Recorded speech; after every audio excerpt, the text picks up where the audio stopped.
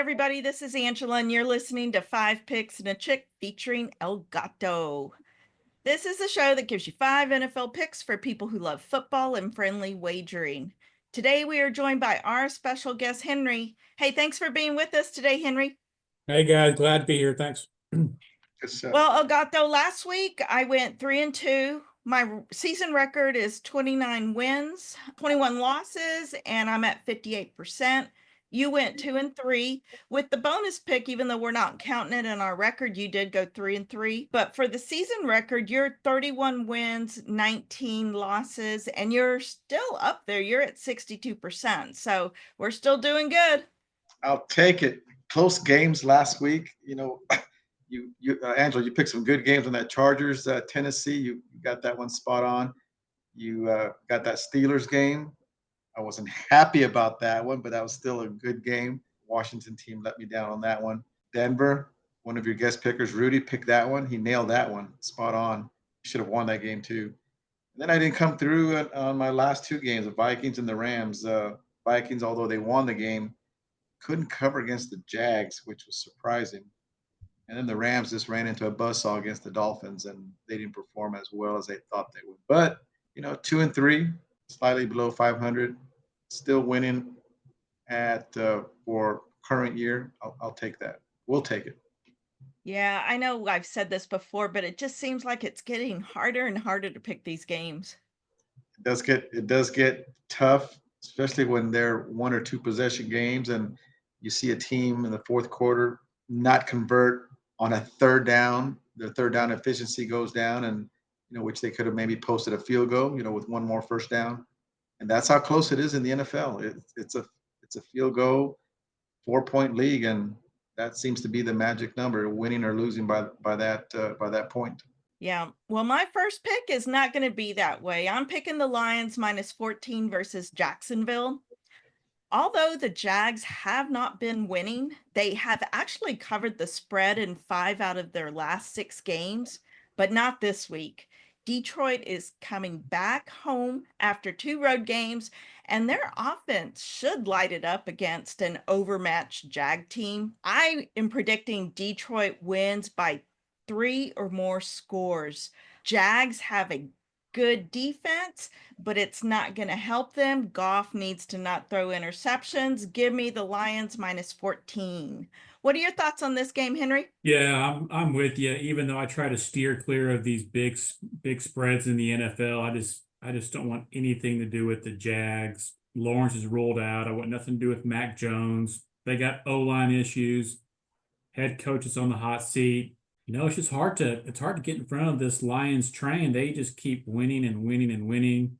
At some point, they're bound to have a little bit of a letdown, and it might come this week, but I just can't take the Jags. So I'm with you. I'm going to go with the Lions minus the big spread. All right, El Gato, what are your thoughts? Yeah, good points by both of you. The Lions, the way they performed against the Texans, even though they had, I don't know, 5, 6 turnovers, it seemed like they were turning over the ball almost every possession. It seemed, they shut down the Texans, and that, they Texans do have a good offense. They can move the ball, but they were practically shut down in that second half. Lions just came to play on defense in that second half. They were motivated by their coach, I guess, in some sort of halftime speech. But it just goes to show how good the Lions are when they play that poorly, can still beat a quality team on the road. I'm talking about the Texans.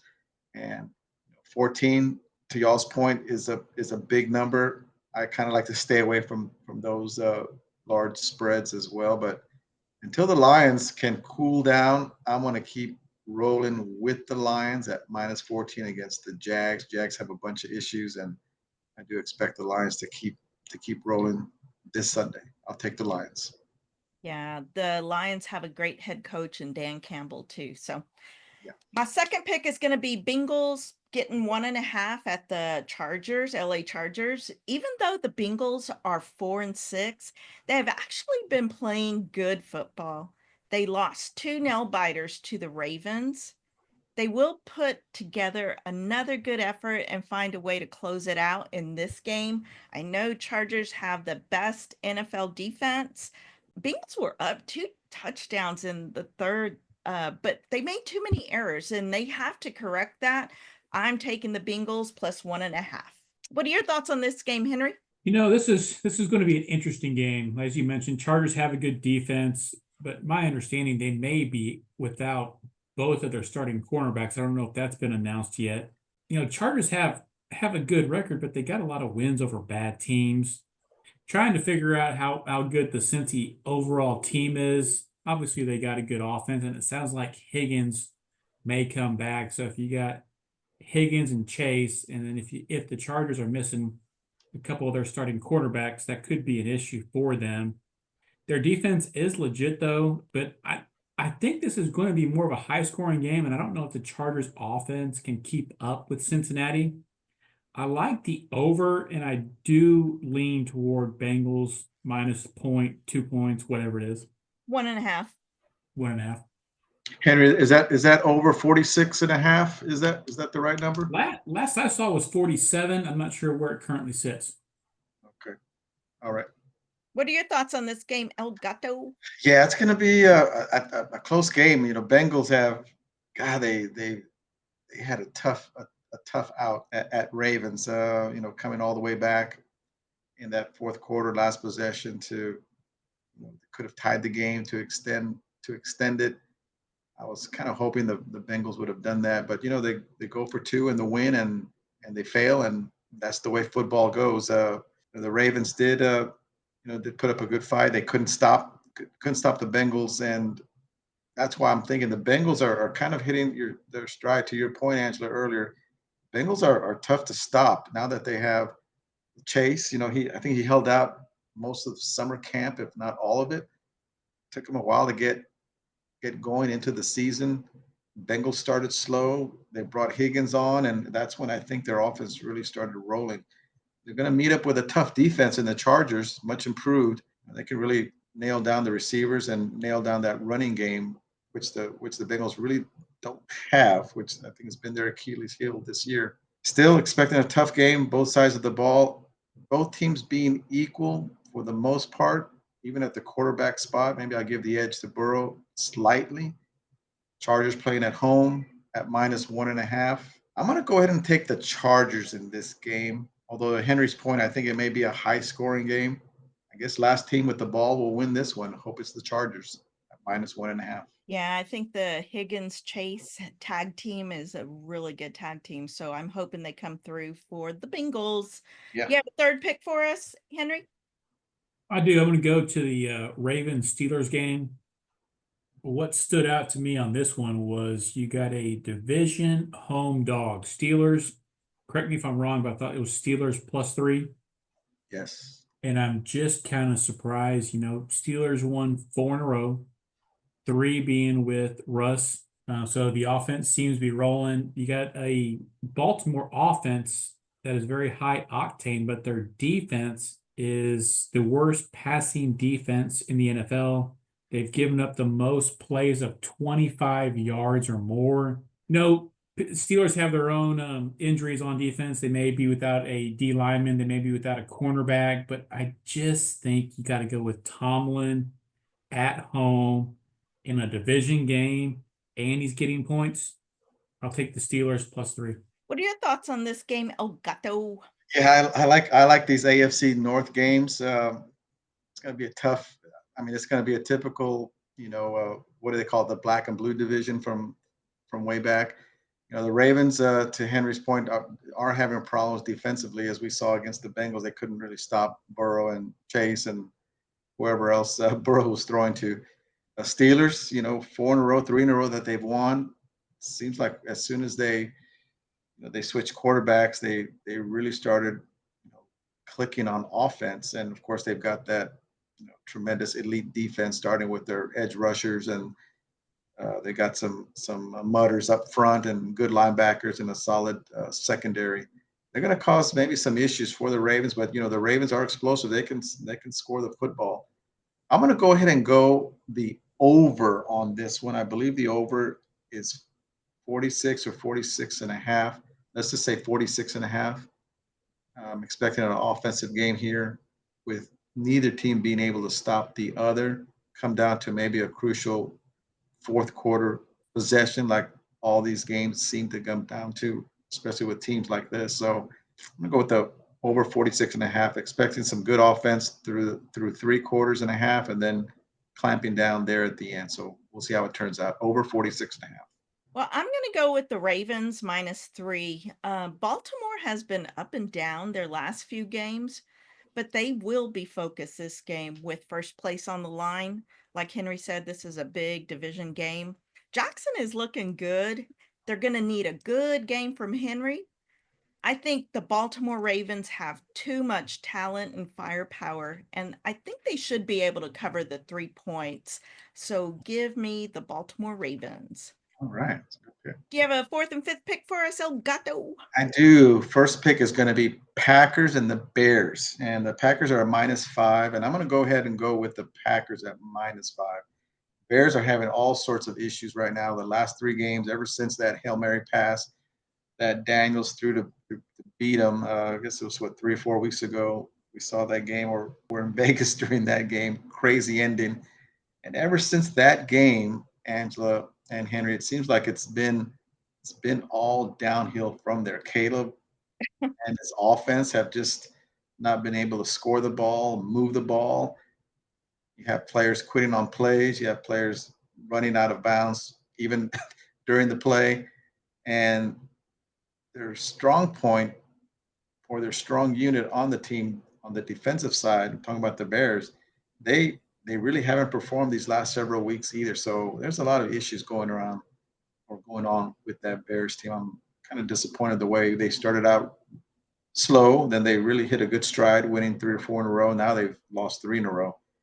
On the other hand, the Packers, coming off a bye week, they got Love, nursing that injured knee, leg, or ankle, had that extra week to heal up. Plenty of firepower that the Packers have offensively, especially with their wideouts and strong little running game. And then defensively, they can get after the quarterback and create turnovers with that secondary. So taking into account the Bears' issues, Packers less than a touchdown, I'll take Packers -5. What are your thoughts on this game, Henry? Well, I think El Gato nailed it with his last comments of I can get the Packers at less than a touchdown. I'm really surprised at the line movement. I know it was 5.5 earlier, and as you guys mentioned, it moved down to 5, which means that folks are jumping on the other side of it. So, Bears have been really bad. They've probably been the only team worse than the Jags the last few weeks.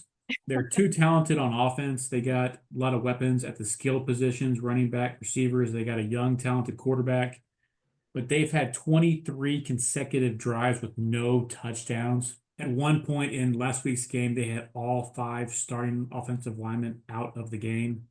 I don't know what that's going to look like for this week, but I just think there's only one way to bet this game. It feels like it's kind of a get-right game for the Packers. I'm going to be on the Packers -5. Yeah, I'm going with the Packers as well. I hate laying this many points on the road, but the Bears are a mess right now. They fired their offensive coordinator. Caleb Williams seems to be regressing. Yeah. Their O-line has issues. Green Bay is coming off a bye, like you mentioned, El Gato. I really think that they'll be able to take advantage of the Bears' dysfunction here. So I'm going with the Packers -5.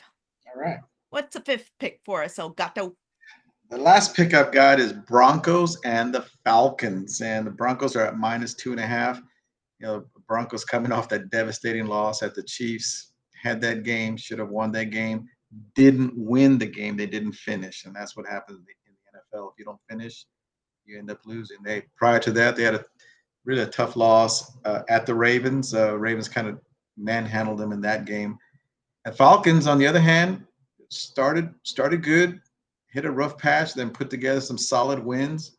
And then the last couple of weeks, they've been up and down, and it's kind of tough to gauge the Falcons right now. They're good one week, they're inconsistent the next. One game, their offense carries them. The next game, their defense carries them, and so the Falcons just being up and down too much, going up against a solid Broncos defense that can really get after the quarterback. And we know what happens when Cousins gets under pressure. He turns over the ball. That's just, the way he's been throughout his career. Bo Nix managing the game fairly well. had a solid game, not a great game against the Chiefs, but did enough to keep them in that game to win it. Broncos with that solid defense, I think it's gonna hold Cousins and Bijan and the rest of those wide receivers in check. At least they should on paper. I'm going with the Broncos at -2.5 to get back on track and start contending with the Chiefs and Chargers in that AFC division. What are your thoughts on this game, Henry? This is two interesting teams. They're almost mirror images of each other. The Falcons are stronger on offense. Denver is stronger on defense. If you look at who they've played, they typically win the games they should win. They lose the games they should lose, aside from a game here or there. Falcons are 6-4. Broncos are 5-5. Both teams should have won last week, aside from some kicking woes. As Elgato said, Cousins is kind of a statue back there. So, Denver likes to bring the heat. So you figure that's going to be an issue. You got a total of 43 for the game. It's low for a reason. I just think in a game like this, where you have a rookie quarterback versus a veteran quarterback, teams appear to be pretty similar. Falcons are stronger on offense, Denver stronger on defense. I think for me, it just comes down to I'm just going to take whatever team is getting the points, and that's the Falcons. So give me the Falcons. All right. Well, I'm going with the Broncos in this pick. I like Denver here because they play better defense. They're more consistent and they are at home. The Falcons have more talent, but like y'all have said, they are inconsistent. Broncos suffered a heartbreaking loss last week with that blocked field goal. They could have beat Kansas City, given them their first loss. But what Denver did show was they have a decent defense because they put pressure on Mahomes many times. Denver really should have won that game, but they didn't. Mahomes seems to always find a way to win the game, even though he didn't. I'm going with the Broncos -2.5. All right. All right, guys, we're at that point. Anybody have any final thoughts?